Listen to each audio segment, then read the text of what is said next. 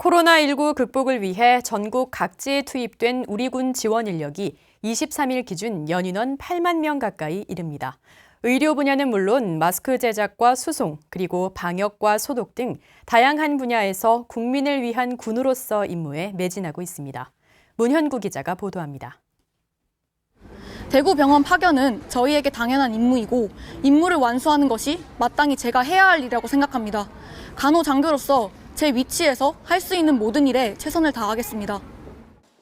졸업과 임관의 기쁨을 채 누리기도 전에 위기 상황에 맞닥뜨린 국가의 부름을 받고 한달음에 대구로 파견된 75명의 신임 간호장교들. N95 마스크 같은 경우에는 여기 겉에 있는 쇠가 너무 피부에 자극이 많이 가기 때문에 여러 번 쓰게 되면 피부가 헐게 됩니다.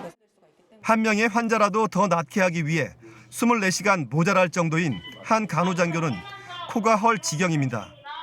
지난달 28일 정경두 국방부 장관이 전시에 준한다고 생각을 하고 모든 자원을 투입하라고 지시가 내려지자 우리 군은 즉각 코로나19 극복을 위해 총력 지원에 나섰습니다.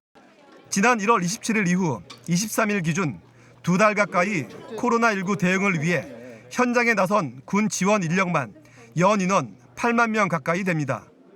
군 상비 병력이 현재 57만 명 수준임을 감안할 때 군 병력 7명 중에 1명꼴로 코로나19 현장에 투입된 겁니다. 이 가운데 의사, 간호사 등 의료 인력은 14,000명을 넘어섰고 기타 지원 인력은 6만 3천여 명에 이릅니다.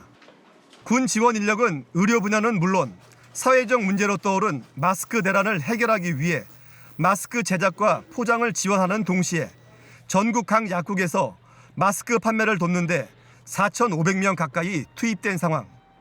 여기에 코로나19 확산으로 민간에서 운송을 꺼리는 방역물자 운송 지원을 위해 우리 군은 지금까지 240넉 대의 차량과 451명의 운송 인력을 투입했습니다. 특히 대구 경북 지역으로 향한 군 수송 인력은 국민을 위해 헌신한다는 마음가짐으로 임무를 수행해 지역민들로부터 찬사를 받았습니다. 지난 19일엔 민항기 운항 중단으로 수입이 불발될 뻔한 미얀마산 수술용 가운 8만 벌을 들여오는데 우리 군 수송기가 사상 처음으로 투입돼 비군사용 해외 물자 운송 임무를 수행했습니다. 아울러 코로나19 확산 차단의 핵심인 방역과 소독을 위해 투입한 인원이 연인원 13,250여 명에 이르고 제독차 등 장비도 7,000대 넘게 동원됐습니다. 이 밖에도 공항 항만 검역을 비롯해 특별 입국 절차를 위한 통역 인원, 그리고 부족한 혈액 공급을 위해 전군이 팔을 걷어붙인 헌혈 운동까지 대한민국 장병들은 코로나19 극복 현장 어느 곳이든 오늘도 든든히 서 있습니다.